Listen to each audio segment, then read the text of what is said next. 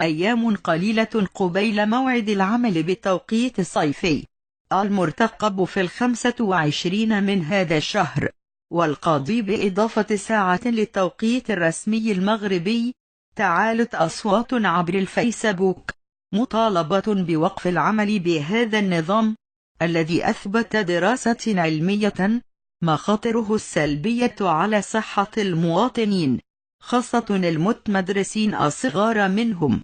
رواد الفيسبوك أطلقوا هاشتاغ اجتاح جل الصفحات، حيث طالبوا بوقف هذا التوقيت الجائر، سيما بعد أن صوت البرلمان الأوروبي لصالح وقف العمل بالتوقيت الصيفي بتصويت 384 برلمانيا من أصل 549 ضده.